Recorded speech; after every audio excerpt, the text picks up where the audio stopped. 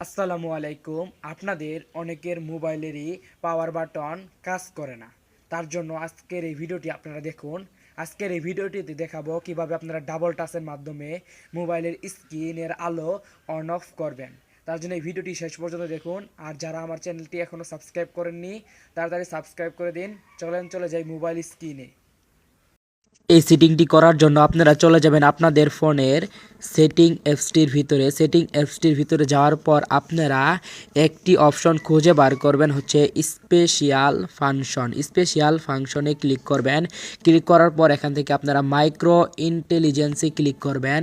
তারপর এখান থেকে আপনারা দেখতে পারবেন হচ্ছে টপিং ওয়েকে ক্লিক করার পর এই অপশনটি আপনাদের অফ থাকলে অন করে নেবেন, তাই কিন্তু আপনারা ডাবল টাচের মাধ্যমে স্ক্রিনের আলো অন অফ করতে পারবেন। আমার ভিডিওটি এই পর্যন্তই। যারা এখনও সাবস্ক্রাইব করেননি তাড়াতাড়ি সাবস্ক্রাইব করে দিন প্লিজ।